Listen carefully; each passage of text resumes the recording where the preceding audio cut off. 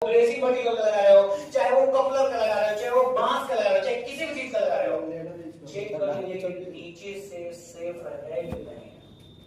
Safe नहीं है तो सोल्व करें तब बेस करें, और सेफ है दबने उबने का डर नहीं है तो खाली बेस ऑपरेट लगा के काम कर सकते हैं।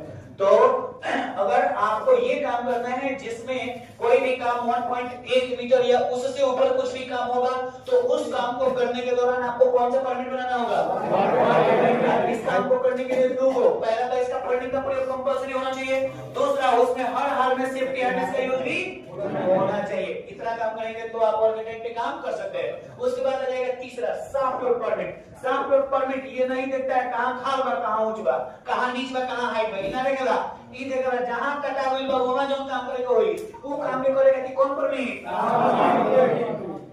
कुछ कंपनियों में इसका परमिट नहीं बनता है, ये सब कंपनी नहीं होता है, लेकिन जिस कंपनी में क्लाइंट होगा, पीएनसी होगा, थर्ड पार्टी कंस्ट्रक्शन कंपनियां होंगी, वे सब कंपनियों में इस परमिट को बनाया जाएगा जिसका नाम सॉफ्ट लोड परमिट होगा। चाहे वो सीडी का एरिया हो, एचवीएसी का एरिया हो, हायर स्टार्टिंग सिस्टम का एरिया हो, लिफ्ट एरिया हो, लैडर एरिया हो, स्टेयरकेस एरिया हो, इन सभी एरियाओं में कुछ भी काम करना होता है तो उसके लिए जो परमिट बनाते हैं, कौन सा परमिट बनाते हैं? सॉफ्ट लोड परमिट बनाते हैं। और उसके बाद जब आगे चलेंगे तो उसके बाद आ जाएगा हार्ड लोड परमिट का।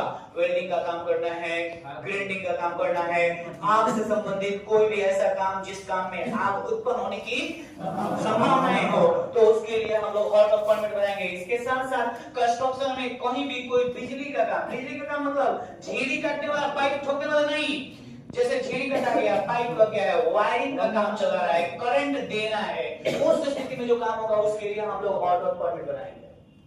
समझ गया? और उसके बाद एक आएगा इलेक्ट्रिकल लोड परमिट। अब यहाँ पे डाउट था, एक लड़का था जिसका डाउट था, जिसने पूछा था कि सर जब हॉट लोड में सब बिजली का काम हो ही जाएगा तो फिर इसमें क्या कहेंगे हम अलग से इलेक्ट्रिकल लोड परमिट बनाएंगे? था ना किसी के सवाल? किसका था? हाँ देखिए, बिजली का काम अगर स्टार्टिंग से करो, जैसे मान लो मुझे ये वायरिंग कराना है, तो वायरिंग कराना है और बिजली देना है तो हमें हॉट लोड बनाना रहेगा। लेकिन झीरी काटना है, पंखा सेट करना है, इन्वर्टर सेट करना है, बैटरी सेट करना है, लेटरिन सेट करना है, चारों साइड दीवार में जैसे अभी छत ढलाई होना है, छत ढलाई होने से पहले पाइपिंग करते हैं पूरा, तो वो नॉर्मल बिजली का काम है। तो उस काम को करने के दौरान हमें किसका परमिट बनाना होगा? वहां हॉट लोड नहीं बनेगा, वहां क्या बनेगा? लेकिन छत ढलाई हो गया, सब कुछ हो गया, हमें लाइट जलाना है तो उसके लिए वायरिंग करेंगे, वायरिंग करा के कनेक्शन देके चेक करवाएंगे। उस स्थिति में जो काम करना होगा उसके लिए हमें परमिट बनाना होगा वो।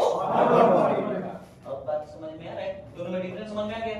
चलिए उसके बाद आ जाता है confined space entry permit. Confined space entry का मतलब ही होता है एक ऐसा जगह जिस जगह पे आने और जाने का एक ही रास्ता हो, वो भी रास्ता कंफर्टेबल ना हो, जिस रास्ते पे जाने आने में मुश्किलें होती हो और उसमें जाके एंट्री करके आपको काम करना है। उस काम को करने के दौरान जो भी परमिट बनाना होगा उस परमिट का नाम क्या रहेगा? Confined space entry permit. क्या बोलेंगे उसको? Confined space entry permit. These all types of permit is only dedicated to the construction site. I hope कि ये सब कुछ समझ में आ गया। अब इसमें किसी को कुछ डाउट है? नहीं है? तो मुझे लग रहा है आज के लिए इतना ही रहने देना चाहिए। आज के लिए बस दैट्स ऑल। मिलेंगे हम लोग कल, और कल हम सभी का पढ़ाई के साथ साथ